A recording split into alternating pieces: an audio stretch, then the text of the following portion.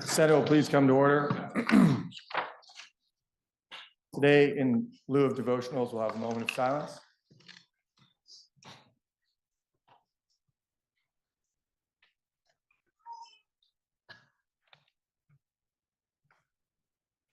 Thank you. And that sound is always welcome.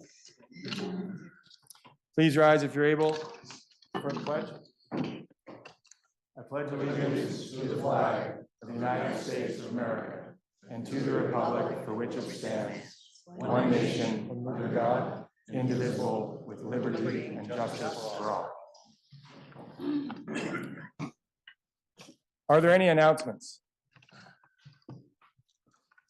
Seeing none, we have a number of bills for referral under Rule 31. The first being relating to H 867, affecting the revenues of the state, will be referred to Committee on Finance. H 870, affecting the revenues of the state, will be referred to the Committee on Finance. H 657, affecting the expenditures of the state, will be referred to the Committee on Appropriations. H 687, affecting the expenditures of the state, will be referred to the Committee on Appropriations. And H 871, affecting the expenditures of the state, will be referred to the Committee on Appropriations. We now have a resolution to read and adopt JRS 55. Please listen to the reading of the resolution. Resolved by the Senate and House of Representatives that when the two houses adjourn on Friday, May 3, 2024, it be to meet again no later than Tuesday, May 7, 2024. Now you've heard the reading of the resolution. Question is, shall the Senate adopt the resolution? Are you ready for the question? If so, all those in favor, please indicate by saying aye. Aye. Those opposed indicate by saying nay. The ayes have it, and you have adopted JRS 55. We have one bill for reference from the House, H 881. Please listen to the first reading of the bill by title. H 881, an act relating to approval of an amendment to the charter of the City of Burlington. Now you've heard the reading of the bill, and according to rules, it will be referred to the Committee on Rules. That brings us to the orders of the day. Senator from Chittenden Central. Thank you, Mr. President. We would like to move directly to the confirmation of Zoe Zahn. We don't have a reporter at the moment, but If I could ask for a brief recess. we'll take a brief recess.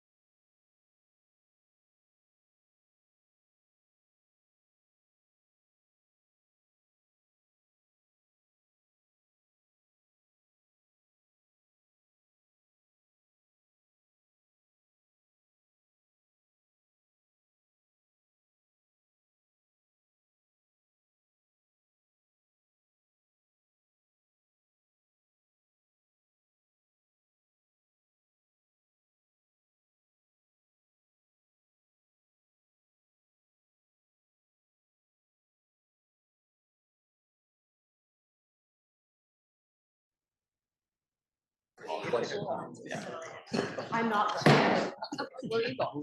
Senate will please come to order. Senator from Chittenden Central. Thank you, Mr. President. At this time, we'd like to move to the confirmation of Zoe Saunders. And Senator, we now have an appointment to report out of the committee to take up for consideration. This is the appointment of Zoe Saunders as the Secretary of Education for a term from and including April 15th, 2024 to February 28th, 2025, and until a successor is appointed and as qualified. Question is, shall the appointment of Zoe Saunders be confirmed by the Senate? I'd like to recognize Senator from Bennington for their report. Thank you, Mr. President. I do apologize for my delay. I thought this was up last, sir.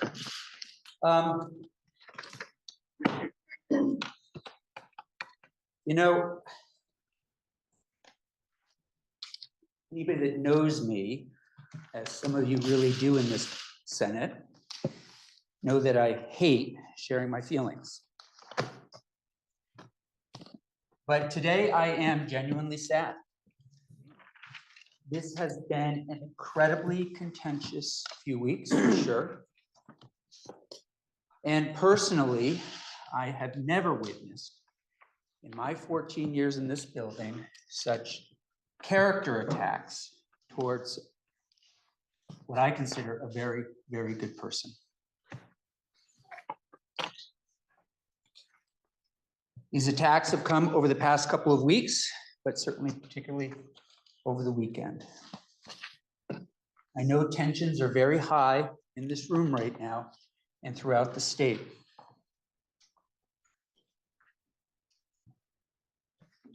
I also am well aware and have been well aware for the past 2 weeks of how this vote is going to go. We all do. I think most of us here will be happy when it's over.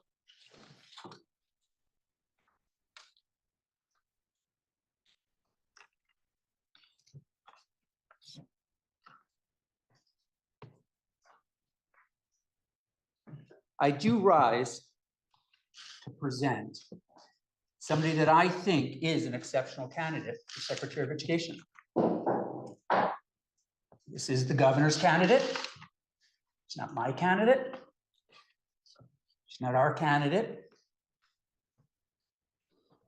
But as I will expand upon in my comments, Secretary Zoe Saunders has had vast experience, remarkable intellect, and a deep dedication to expanding opportunities and improving outcomes for all students.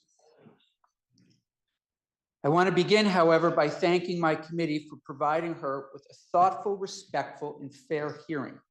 I know that will continue today in the Senate. I have sat through many such hearings in my time in the Senate, all of which were very professional, as this one was, but I cannot remember one that was as extensive and in-depth as hers. I also want to extend my thanks to Secretary Saunders for sharing her background and ideas with the committee. And I want to acknowledge that her composure under pressure has not gone unnoticed.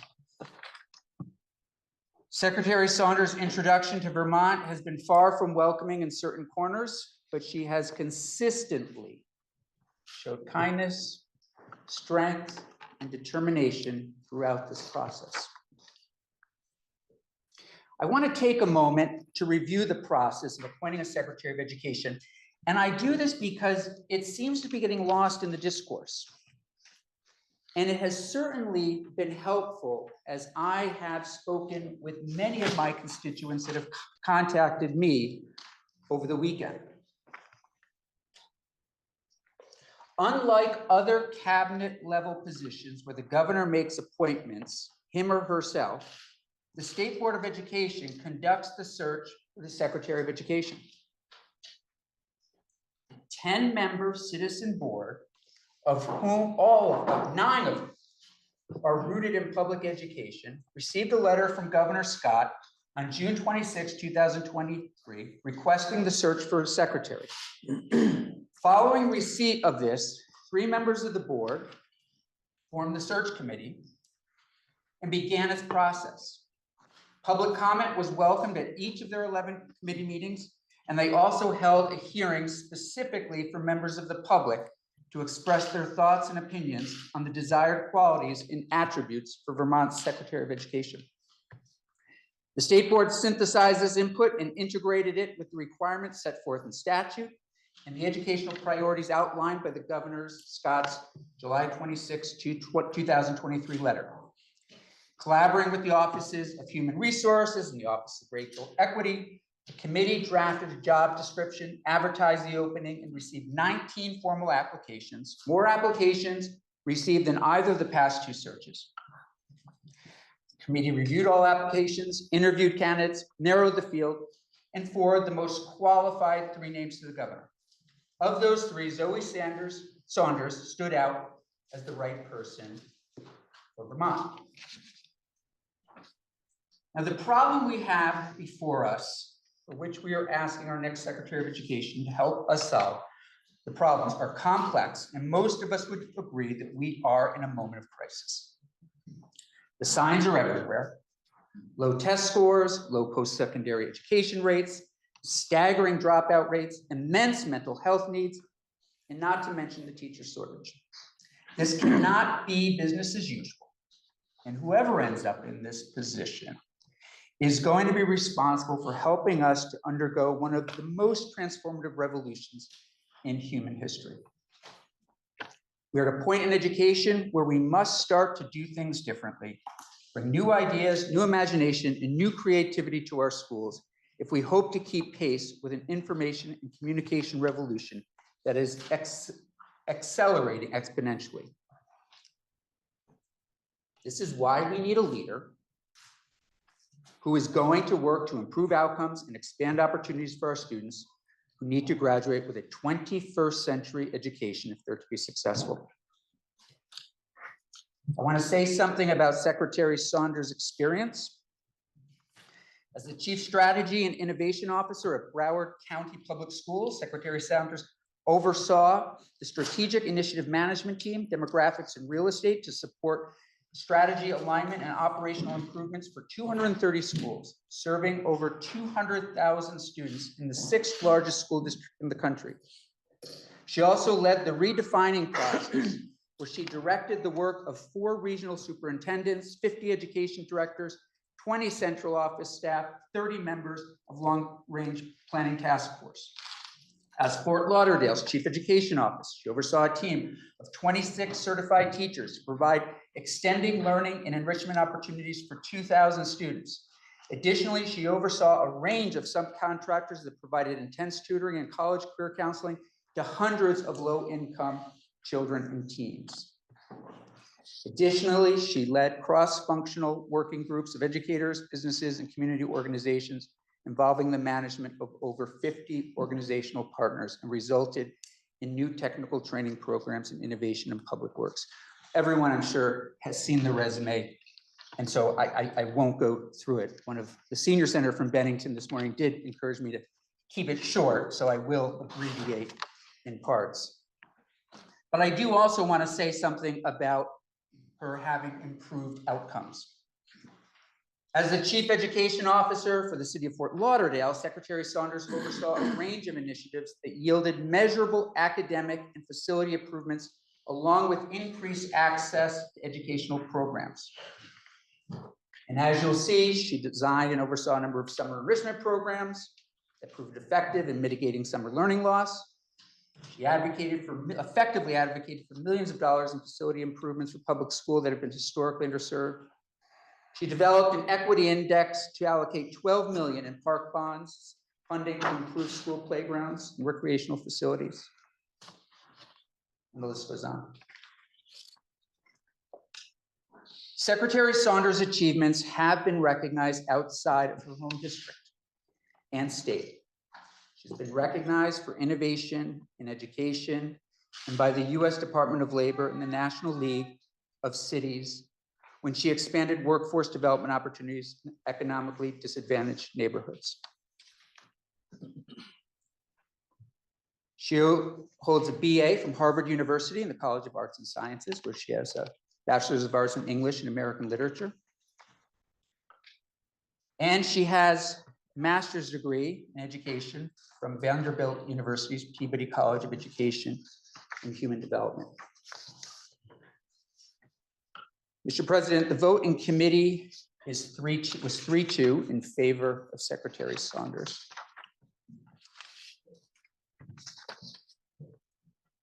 I'm not sure, my final comments will be, not sure what's happening in a way. I feel things are certainly shifting in America.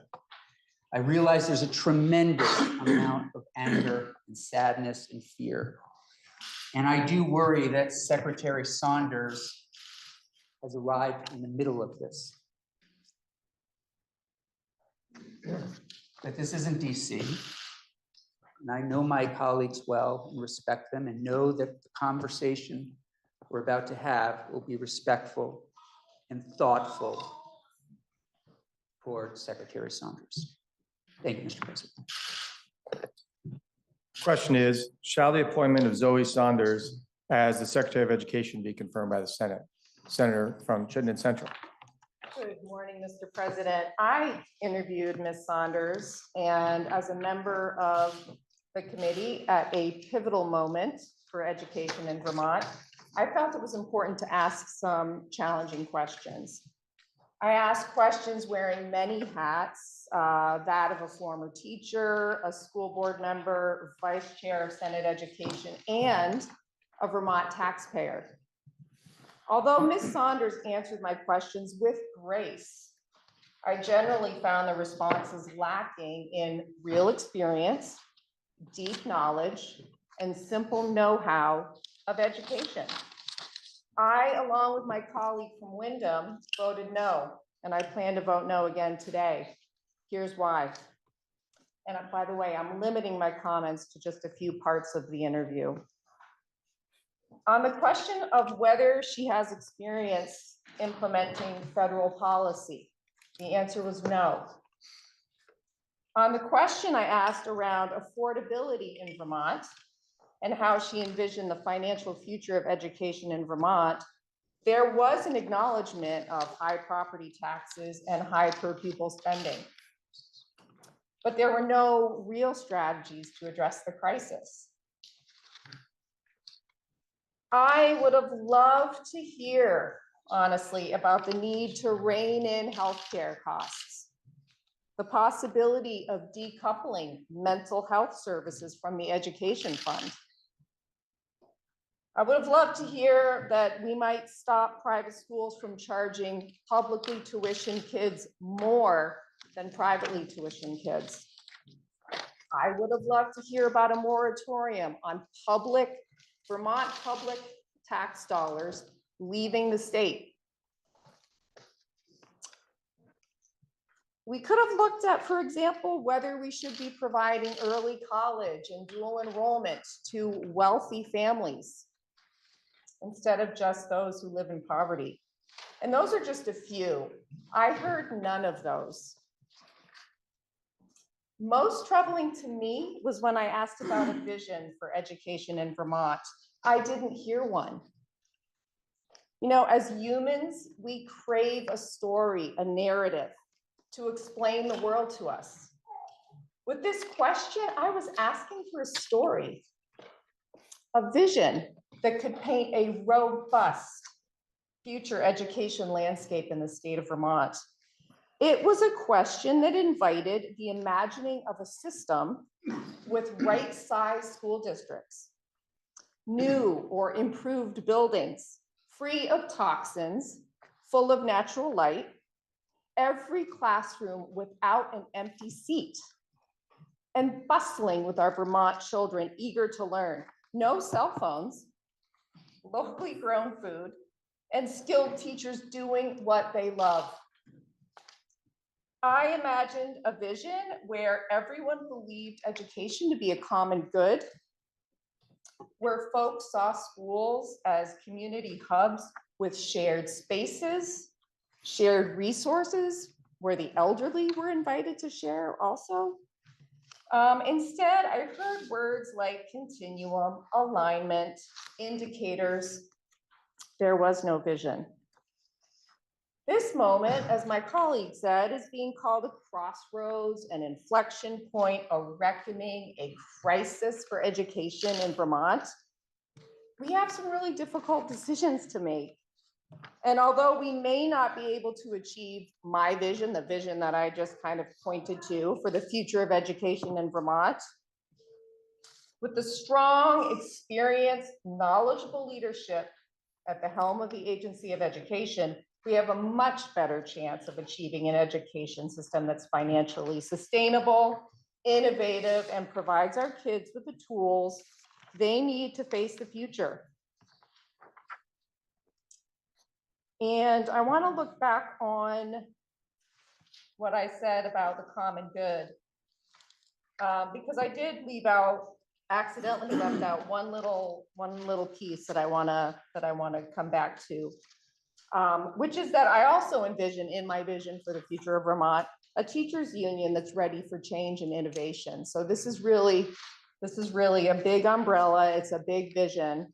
And it's something that we're all going to need to work on together. I think Ms. Saunders, again, is a very gracious person. I really have enjoyed interacting with her. But coming back to experience, know-how, and knowledge, I didn't find what I was looking for. Thank you, Mr. President. Senator from Franklin. Thank you, Mr. President. I certainly have met and visited with Secretary Saunders at length. I spent an initial 45 minutes along with my seatmate from Franklin County talking with her before she actually started work. Our caucus has met with her for an hour, and I've viewed quite a bit of information about her and her background, and I've gotten to ask a lot of questions about vision. And I do see a vision, but I also see caution, kind of caution that you would expect from anyone coming in new to a situation, of standing back and understanding the environment at depth. And I know that she has hit the ground running and is doing just that. But I did see a vision of improvement that has been part of the work that she has done wherever she has been in all of the roles that she's had. The discussion by the reporter of the bill brought up the issues of what she has supervised, who she's supervised, the depth of her experience, and how it's touched all parts of the public school system that she works at now, and that can be expected to continue here in Vermont. This has been a very poisonous atmosphere surrounding her confirmation. I've received hundreds of letters, many of them clear, focused on the issue of experience and the relevance to Vermont. But many of them also have been toxic, talking about the fact that she is from Florida. And I raised the issue to the presiding officer of the chamber, as I did this morning, as to whether or not it is appropriate, and I leave it to him as a point of information, for him to continue a process that we believe should be impartial, given the information that he released over the weekend politically, essentially saying, among other things, that she has been awarded a certificate, a commendation by Governor DeSantis of Florida, and all information that I know is that she's never met him and has received no such certificate. It goes on to link the certificate she received from the governor of Florida to Florida's teaching in public schools, its movement to the right-wing movement to ban books and censor teachers' activities, and even whitewash the teaching of the Montgomery bus boycott of the 1960s, removing references to Rosa Parks' race from Florida textbooks. And it goes on from there about book banning and restricting children's access to natural history, gender and sex education, diverse thoughts and perspective. She did none of that. Senator from Addison, what is your point of order? We're in the midst of having, as senators, a discussion of a nominee. I'm just wondering if the references to a letter from a non-member of the Senate are germane to the discussion and should be a part of our discussion. Let me seek counsel.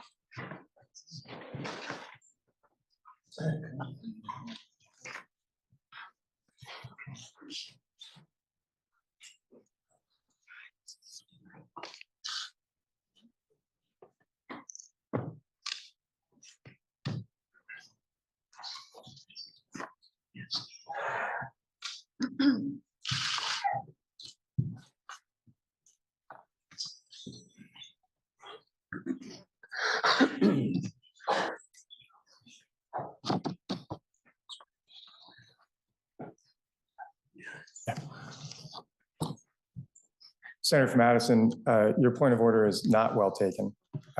However, it would be a reminder to the body as a whole that remarks and references should still work to remain without ascribing intent or of such nature in their remarks. Thank you. Senator from Franklin, you may continue. Thank you, Mr. President. My point in all of this is that is one letter, but it is characteristic of other letters that I've received about this nomination. And we're talking about this nominee and what she's done and where she's done it and how she's done it and with whom she's done it. That is relevant. And that's my point.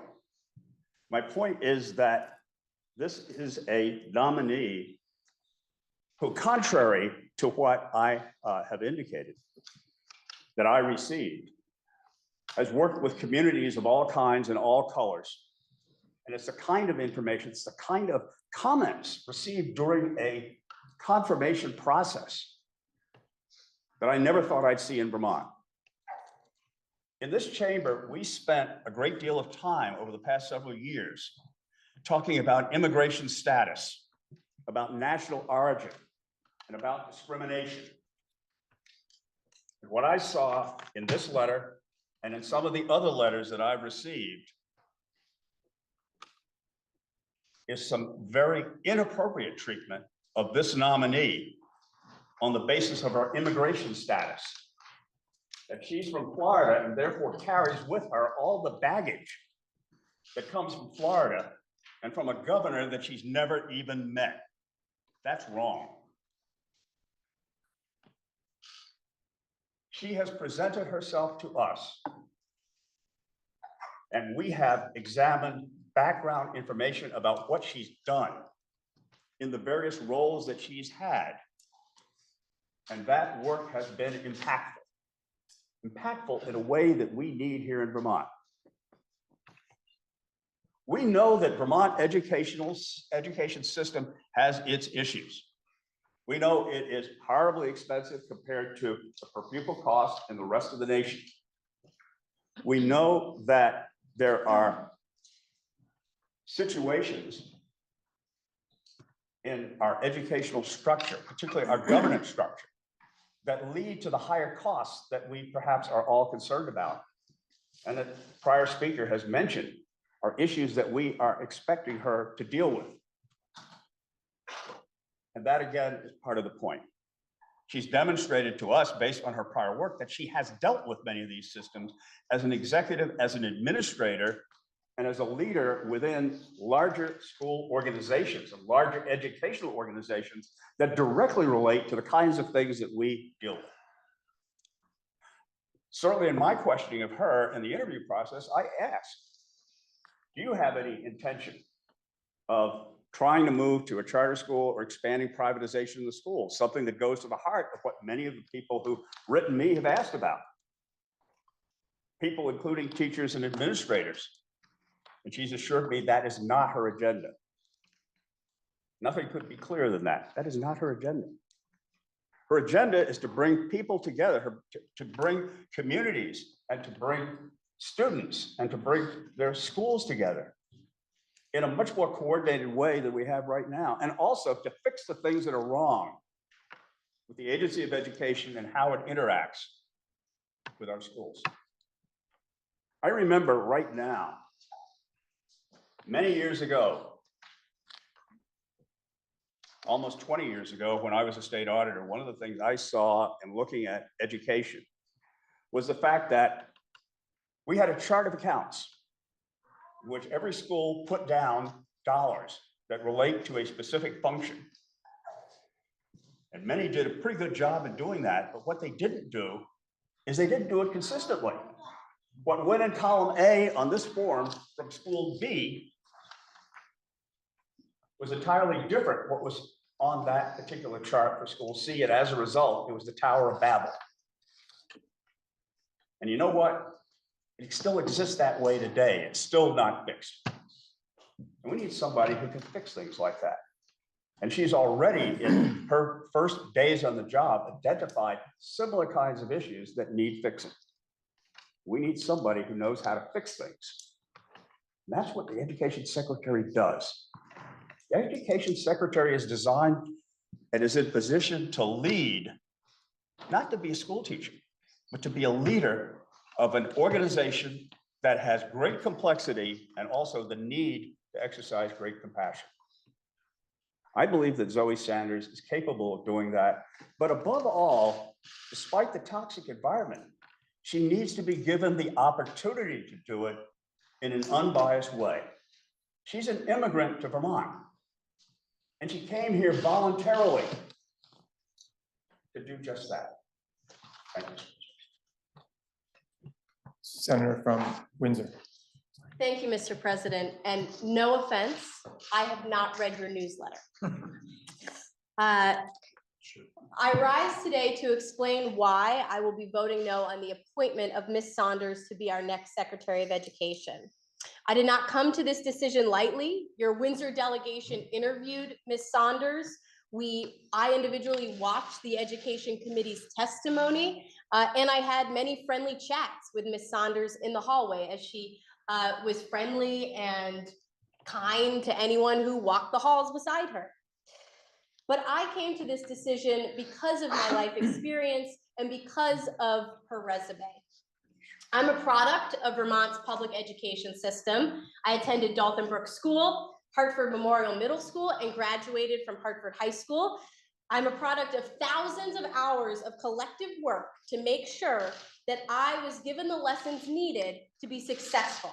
And I was given those lessons by hundreds of dedicated professionals who worked in public education.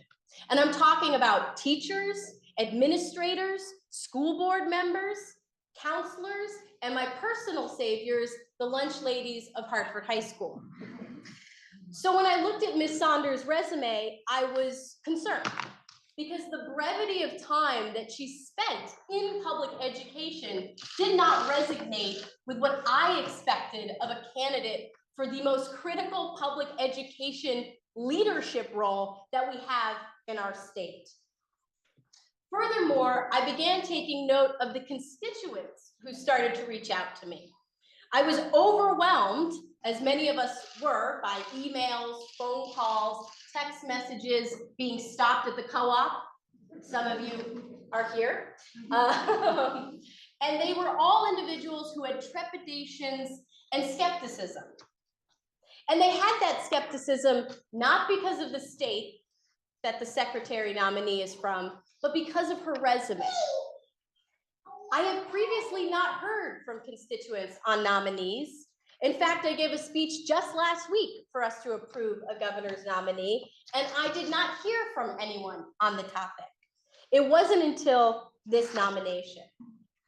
And often the concerns that were shared with me started with some version of the same statement. As a teacher, as a school board member, as a parent, as a student, I have concerns.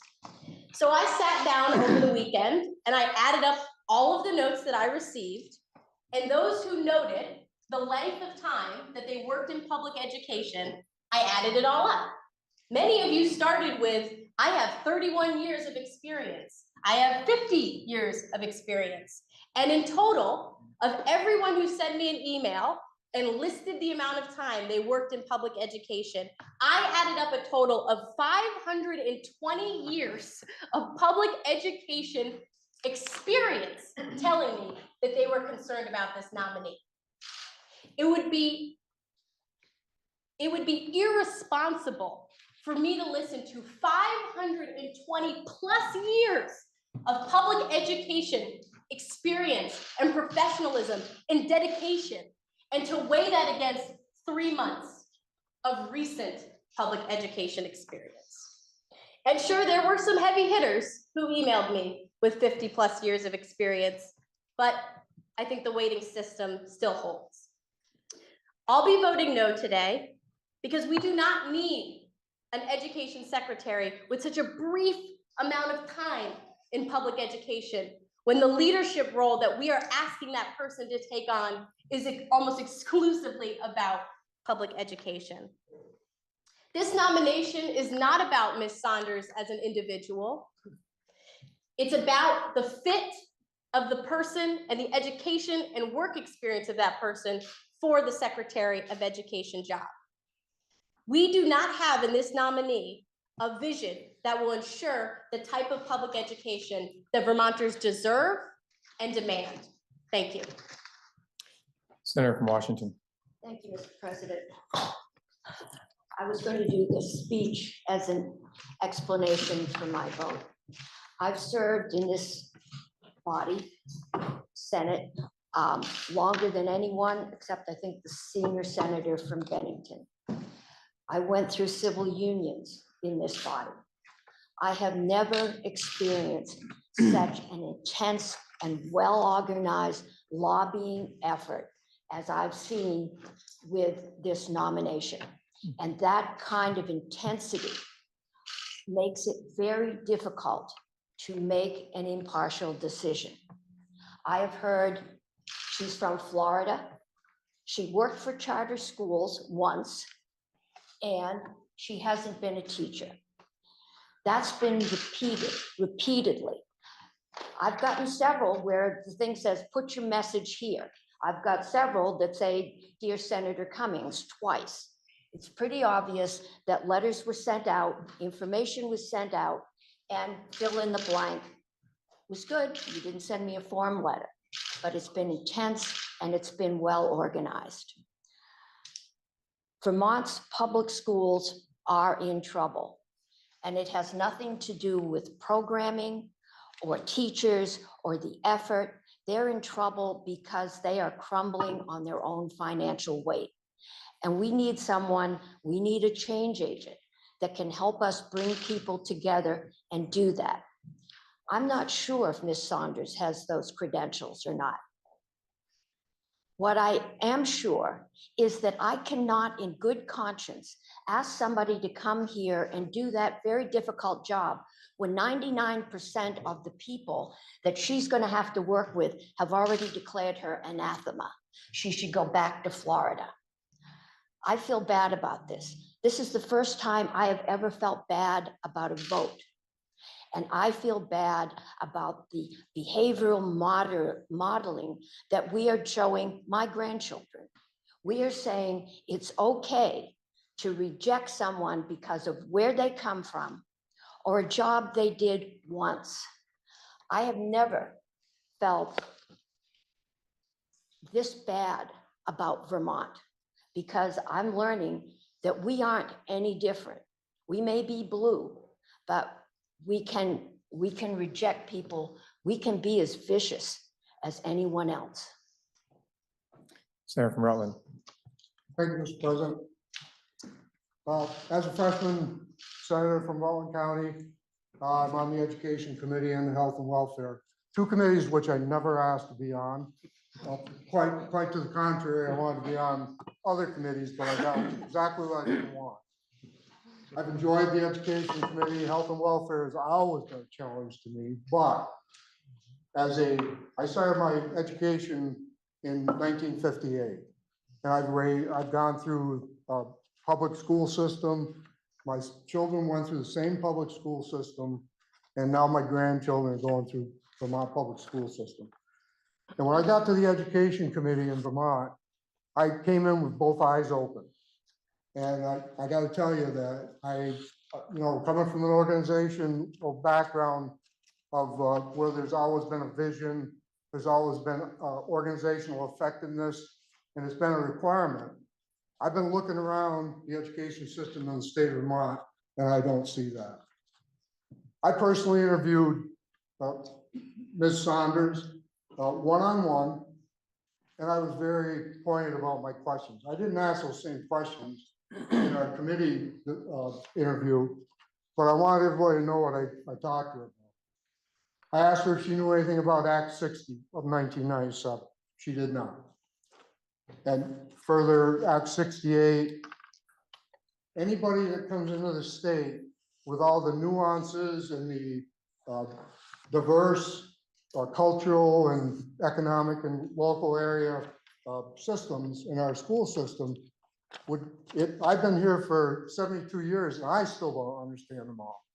So the point that predecessor, my previous person spoke about not knowing the Vermont system, I don't know it. I've been here for 72 years dealing with it. So where I'm going with this is that I asked Ms. Saunders about her leadership style because I have some background in that. And I've also in public partnerships, I've interviewed, I think I lost count at 30 different people. Some of the processes have been good, some not. This process that she went through has been good within the Vermont State House. The emails I got, I was appalled at some of the emails that it was kind of like charades. That every one of them just detracted from the real truth that I saw. Her answer was that as a leadership style, she's not going to come into an organization without understanding it fully and start making changes. I asked her about her vision for education in the state of Vermont. She answered that perfectly, in my estimation. And also, what I was really impressed with was her strategic plan. Once she had enough information to formulate a vision, that she has the background in strategic planning. So I'm appalled at the way this woman has been treated. I'm embarrassed to say that I'm a part of the process that's been so negative toward her. And I want everybody to know that I'm going to vote in favor of Zoe Saunders. Thank you. Senator from Chittenden Southeast. Thank you, Mr. President. I certainly know what it feels like to be treated as an outsider. My seatmate and district mate shares a name with the county we represent. And after 12 years here, there are still people who can't pronounce my name. I too came to Vermont and fell in love with the sense of community and how tight-knit we were, how beautiful of a state it was. And I came from a school district in Los Angeles, that essentially had more students than the entire population of Vermont. And I have to say, there always have been a very small and vocal group of people who say to me, go back to California, go back to India. But it would be such a shame for this chamber to focus and fixate on that very, very small minority of people when I am assured, along with my district mates in representing one of the largest populations and highest, total eligible voter and voter turnout in our district, that we've received incredibly thoughtful messages, incredibly personalized messages. And as far as I have noted, very few had anything to do specifically with where this person came from, or tying her to a particular political party or individual. I think what we should celebrate in all of this is that Vermonters really care about our education system. They have indicated that to us over and over again. We've heard from people who rarely have the time or inclination to write to their legislator about something, and have really took it upon themselves to speak up about this particular nomination and have been speaking up to us lately about the importance of our education system and how to balance outcomes with our investments. I'm glad there was a baby in the room, and I hope the baby comes back. You know, I will never maybe fully feel like a Vermonter. I'm carrying a baby that will be a multi-generational Vermonter. I often ask people not to judge me about, you know, where I was born, but where I choose to raise my kids and where I ultimately want to be buried. And I think that appointed Secretary Saunders certainly has the opportunity to make a difference here in Vermont. You know, when I ran for the House as a senior at the University of Vermont, I knocked on doors where there were longtime Vermonters who basically said, okay, so you're from Hollywood and you want to move here and stay here and you survive the winters and you want to be our legislator? You sound crazy enough to be one of us. I will vote for you. And that said, I was asking to be one of 180 people coming out of a recession, speaking for young people or a generation that didn't have quite the same seat at the table that others had. And people were willing to take a chance on me for that. That is very different than if I went to my neighbors and asked to be a state senator, let alone the governor of the state of Vermont. And people have continued to give me a chance and let me become part of the process where we complain and we tinker and we try to move a system in a direction that we think it should go. But it would be a lot for me to ask my neighbors at that point to be leading that conversation.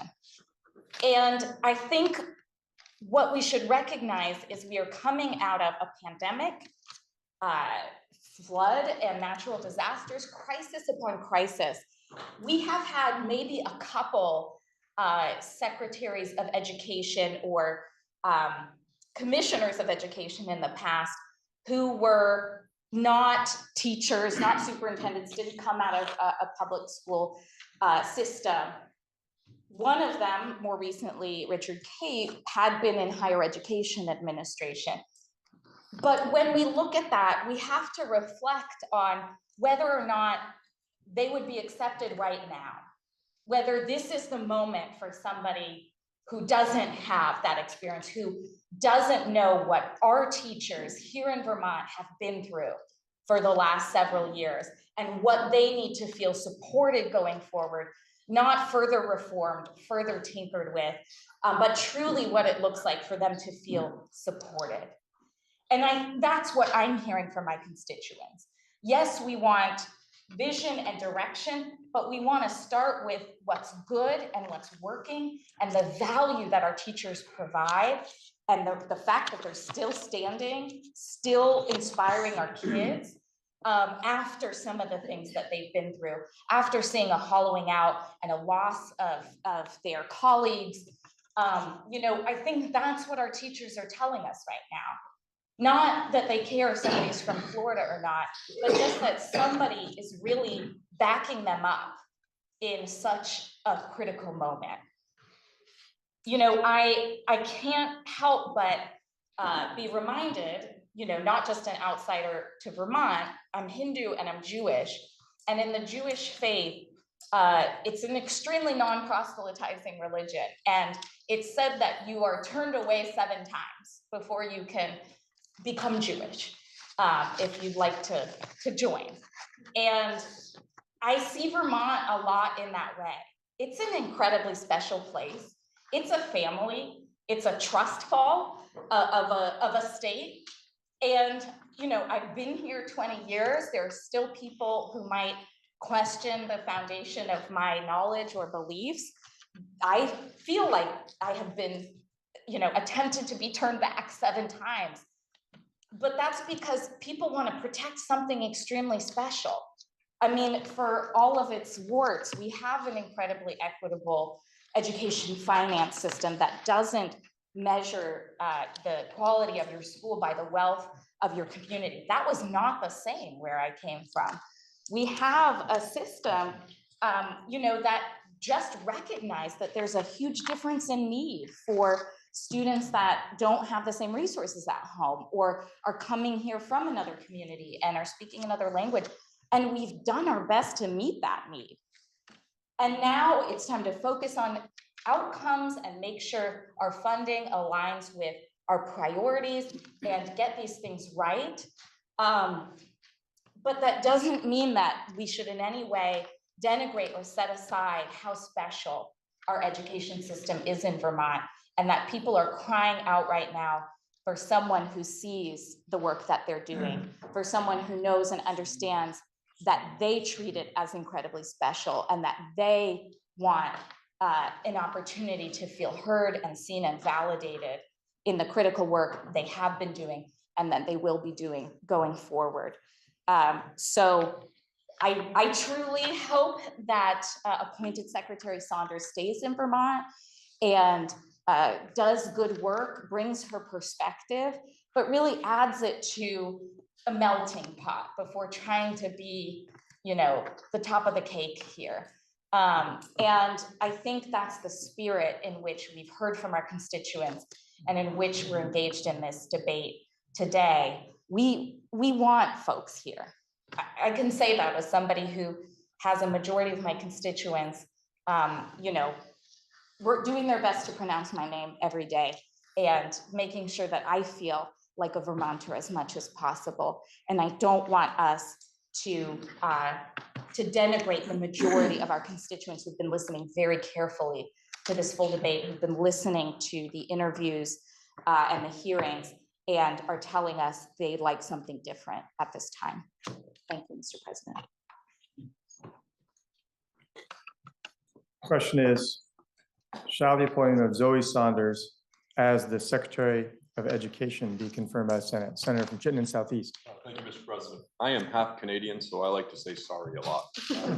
I would like to apologize to Secretary Saunders. Vermont got off on the wrong foot with her. This debate was not as civil or as neighborly as I would have hoped. She is a talented and thoughtful person that I know has a very bright future. I wish her the best regardless of the outcome of this vote. Thank you, Mr. President. Senator from Rutland. Thank you, Mr. President. I just want to say I deeply respect all the comments that have come before. We pride ourselves in Vermont for being inclusive and welcoming. Unfortunately, the process of considering Ms. Saunders to be secretary has, in my view, been neither. Even before she arrived in the state, many of us had yet to meet her. There was a move to reject her confirmation. My constituents have been very clear with me. The increase in property taxes this coming year is not sustainable. People are fed up. We have fewer students in our schools. The cost to educate those students is one of the most expensive per student cost in the nation. And our test scores are in the middle of the pack and falling. It is obvious to me that what we are doing is simply not working. Therefore, I support doing something different, and I will support her appointment. Thank you, Mr. President. Senator from Madison. Thank you, Mr. President. I rise as a former school board member who spent a lot of time working at the local level in education. And as a mom, I know that her appointment garnered some attention from the moms of the administration. So I rise also as a mom, which I often do on this floor, and also as a strong supporter of our public schools. I too, like everyone in the chamber, heard from hundreds probably of my constituents. And I thought that what I was hearing was incredibly authentic and personal and not toxic at all. People were speaking from their heart. People were speaking from out of the love of their public schools, out of the love of their communities. I chaired what is now known as our Act 46 committee in the Addison Central School District. So believe me, I heard from a lot of people The wonderful town of Ripton is in my district. So I can tell you, I heard from a lot of people who care deeply about their schools and their relationship to their communities. And that's what we were hearing. We were hearing from people who care so much about their public schools that they want to make sure that we have the right leader at the top of the education system in Vermont. And I too met with Ms. Saunders and spent a significant amount of time talking with her. I read a lot about her. I read the transcript. I listened to a lot of the testimony in the education committee. And while I agree she's a lovely person and could be a great leader in a different context, she is not ready to be the Secretary of Education. When I asked her about school finance, she didn't know anything about our school finance system. We have a really unique system here in Vermont. It's the first thing that somebody should find out about when they come to Vermont is how do we fund our schools? The only thing she could tell me was that she knew we had private vouchers or tuitioning to private schools and that she wanted to learn more about that. That to me is a really big red flag. And the other thing, when I asked her about her vision for public education, she did not have a strong vision. In fact, the only thing that she could talk to me about was partnerships. She suggested that the schools in Middlebury, for example, could benefit from a better partnership with Middlebury College, as if one, that hadn't been thought of before, and two, that would somehow improve public education on a broad scale. So her vision was narrow and uninformed and didn't come out of the reality of public education here in Vermont. So as a mom, as a former senator on the education committee, a former school board member, and as someone who cares and knows deeply about education in Vermont, I can tell you that she is not the right secretary at this time and given all of the circumstances that we have here in Vermont. And I am frankly proud of our constituents, proud of the people of Vermont who wrote to us, who showed up today, who want us to improve schools and do right by public education in Vermont. This is not the time for this type of secretary. Thank you, Mr. President. Senator from Bennington. Thank you, Mr. President. I was here in 1994 when the Senate rejected 3 members of the Environmental Board. It was a contentious hearing. The Republicans were in control of the Senate at the time. Democrats stood solid in voting against those, voting for the appointments of Governor Dean.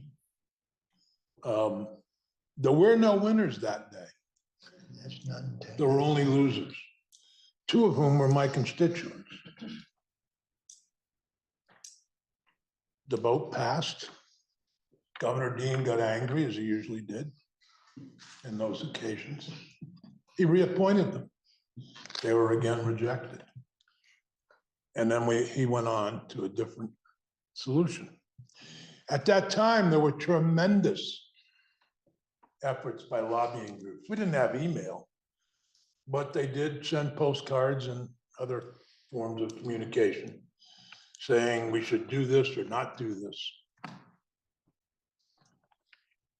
There will be no winners today. If Secretary Saunders is confirmed, she will be dealing with an extremely difficult group that has opposed her, perhaps the most powerful lobby in this building, the one that I affectionately refer to as the education establishment.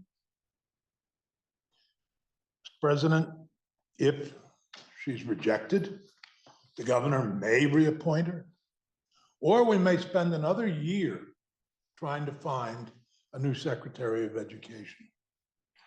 President, I'm disappointed that it's come to this. But I will tell you, having had experience in the Fort Lauderdale area, it is a progressive area. It is a different area from much of Florida.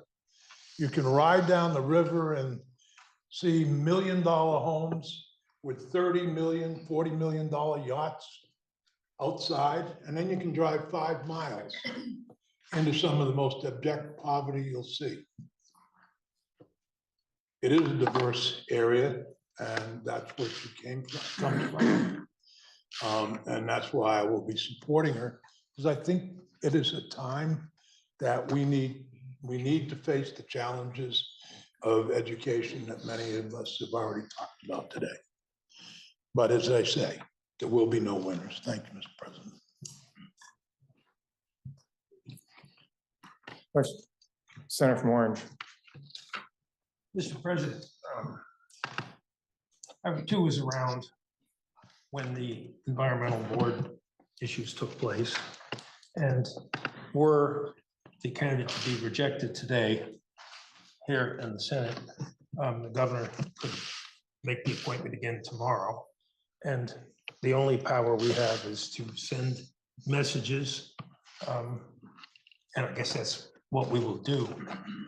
I was concerned, first, I met with the candidate, and you gotta give her credit. She wants to get out of Florida. The only state that maybe one would want to get out with sooner would be Texas. She's got family here, and she wants to be close to the family. And I think she likes what Vermont has to offer. But sometimes we find ourselves in events that are bigger than ourselves. One of the things that concerned me about this debate has been Vermont's test scores getting lower. And I served on the No Child Left Behind committee here in the Vermont Senate for a couple years, and you learn a lot about test scores. And I'm going to take a moment, Mr. President, to speak to the virtues of lower test scores. There are two types of tests that our students take on a regular basis. Our pages have taken them. One is to see how public school students in Vermont compare to public school students in other states. And wow, we do very, very well, up in the top half dozen, sometimes higher over the years.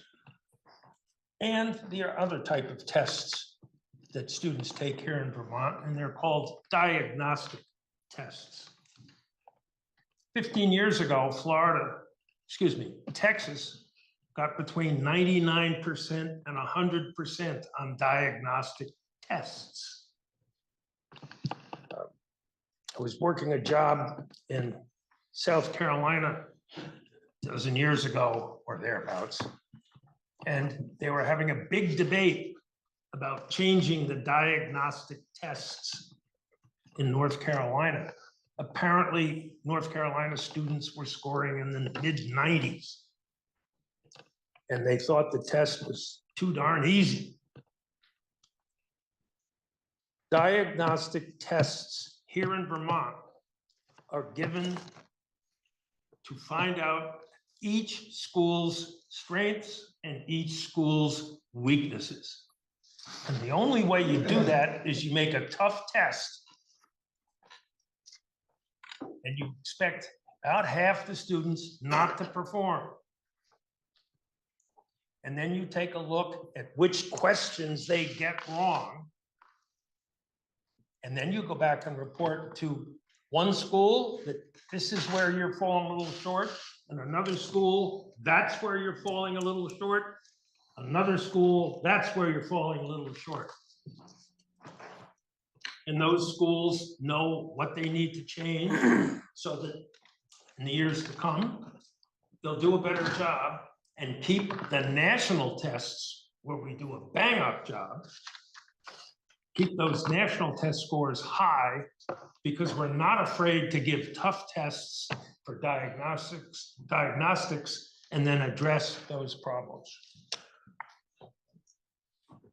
And to use low test scores as a reason for needing a different Secretary of Education is a misleading, in my opinion, is a misleading reason. Thank goodness we have tough self-evaluation tests. Finally, I think I've already mentioned that the candidate has family here in Vermont and like to be close to him. Wisdom to get out of Florida for some of the baggage that we all talk about. And that because we have had this conversation, if she were to start the job here, she would have challenges to overcome. And from my interview with her, I think she's perfectly capable of overcoming those challenges. And after what we have said here today, we'll go home and say, gee, couldn't we somehow have avoided this debate? And perhaps we could have, but it's part of how our democracy works. And it is worrisome because it flows over into the cultural wars, which Vermonters, for the most part, and senators, for the most part, have done their darndest to avoid. So whichever way this turns out, Mr. President, it is what it is, and the future will be bright if we keep our eyes on what it is that's important. Thank you, Mr. President. Senator from Wyndham. Thank you, Mr. President. We've heard about character attacks. We've heard about concerns from emails about Secretary Saunders' place of origin. But throughout all of this conversation, I still have not heard about policy or legislation or a roadmap moving into the future. This entire process is essentially a job interview. It's a long and rather awkward job interview, but at the end of the day, we are the final interviewers in this process. And I strongly believe in ensuring that this process is fair and balanced. As I've stated to Secretary Saunders in our one-on-one meeting several weeks ago, as I've stated in committee, and as I'm stating now, I don't think it's proper to judge someone based on where they're from. And I'm saying that as somebody who has also been judged based on where I'm from and also my former line of work. There are good people from all around the world, but being found underqualified for a job is not a personal attack on a person. So at the end of the conversation that I had with Secretary Saunders at the beginning of the month, I stated that for me, the two important steps that she could take is to spend the time listening and learning from communities and to also have a plan and vision for the future. Based on what I've seen, Secretary Saunders has spent time going around and listening, and for that, I'm very appreciative. But in our recent confirmation hearing, I still did not hear a vision or plan for the future of education in Vermont, nor did I hear about the specific nuances of policies that may be involved in that vision. Completing only one of the two important steps that I described as important to me is not sufficient to earn a yes vote from myself. Now, questions related to a vision and a plan were asked from multiple angles with multiple opportunities to provide additional detail. And I'm not sure what was described in other meetings, but I would have senators refer to the transcript that was provided. You're welcome to refer to pages 5, 6, and at the bottom of page 9, going into page 10, page 11, page 12, page 13. Now, I don't expect anyone applying to this position to show up having memorized Title 16 or the 2200 rules, and I don't expect them to come in with a golden solution to our challenges. That would be unreasonable, but I do expect a deeper understanding of the nuances of our policies, as well as a general roadmap for at least the next few years. Yes, people can learn on the job, but not when it's the highest leadership position that oversees the education sector for an entire state. Now, in a few conversations I've had about this confirmation, I've heard that we should give Secretary Saunders a chance. And I've also heard that we're experiencing significant challenges, which is why we need an outside perspective. In my opinion, those two arguments are incompatible with each other. I'm all for giving someone a chance if it's an entry level or a mid-level position, but again, we're talking about the top position in the agency, a position that essentially has a constituency of thousands of students, their parents, faculty, staff, and employees within the agency. And on the other hand, our education sector is facing significant challenges with PCBs, school construction, teacher retention, literacy, property taxes, rural education delivery, mental health, and others. The last thing anyone should do when faced with extraordinary and mounting challenges is leave it up to chance. Now, I want to close by saying that I'm willing to bet that most of the adults in this building have, at least at some point in their life, applied to a job that they thought they were qualified for, but they did not end up receiving the job offer. It's happened to me, and it's a part of life. It doesn't mean an applicant is a bad person. In fact, as others have stated, Secretary Saunders is indeed a nice and intelligent person, far more intelligent and nicer than I'll ever be, but that is only a fraction of what's required for this job. We need a plan, and we need a leader in the Agency of Education who has an understanding of the nuances of our education system so that we can safely navigate through the challenges we must resolve over the next several years. And I would ask that when the vote is taken, it be taken by roll. Thank you. Senator from Wyndham has requested that be taken by roll. Senator from Bennington. I want to thank the Senator from Wyndham for his comments. I take issue with one thing. Senator from Wyndham is as nice and intelligent as Secretary Saunders and has been a terrific asset and sort of stable hand in the Education Committee. Thank you. Senator from Chittenden. Thank you, Mr. President. The phrase "the process" has been used many times, and I just want to clarify what I believe we mean, what I mean when we talk about the process. There are things that happen when a governor appoints, and those are known more than anyone by the Senate Secretary. And so that process is laid out in statute and in the permanent rules of the Senate. So when we received this nomination, my office tried to make clear that we wanted to protect the process. I believe we have done that. What I believe some people are referring to when they use the phrase "the process" is everything that happens when someone is made a controversial appointee. In other words, the response from the public, the response from people outside the Senate, those things we have no control over. But I want to say that the behavior of the 30 senators here has been exemplary, in my opinion, as has the conduct of the Education Committee. They were asked to take on a difficult role. The chair worked with my office to make sure that there was a transcript available, there was a report from the committee, and that the nominee had more than the standard time to make her case. All of that was difficult in this environment, so I thank the junior senator from Bennington for that effort, as well as the members of the committee. So I will simply say that as people process the results of the vote, I hope that what they would take away is that we did what this building was designed to do. We contained an explosive debate. We processed it using permanent rules that help everybody understand the procedure and have predictable expectations. What happens outside of that, we can't control. But again, my thanks to all for the way they have handled this. Thank you, Mr. President.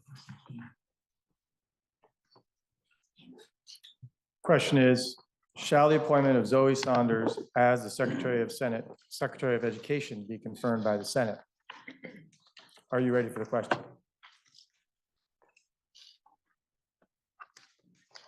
If so, Secretary shall commence to call the roll.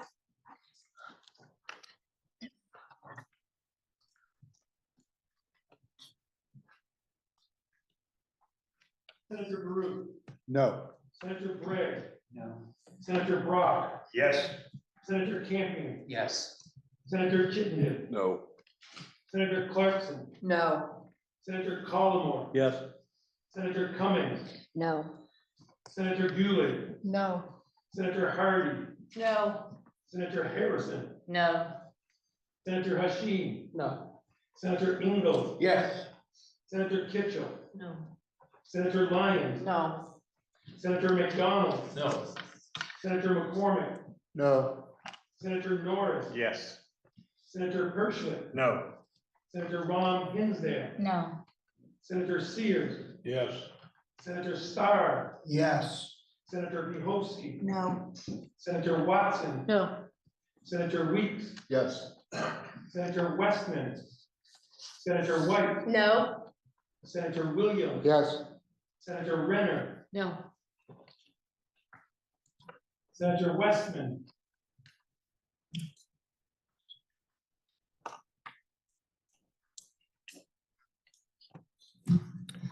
Please listen to the results of your vote. Those voting aye, 9, those voting nay, 19, and you have not confirmed the appointment of Zoe Saunders as the Secretary of Education. That brings us to Senator from Chittenden.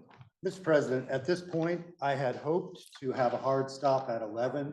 I had hoped we would accomplish more, but this was an extremely important debate. I'm glad to have concluded it, but I think it would be unwise for us to take more of the morning committee's time. So I will move that pending announcements, we stand in adjournment at this point. Now, the Senator from Chittenden Central has moved that the Senate stand adjournment till 1 p.m. Wednesday, May 1st, pending announcements. Are there any announcements?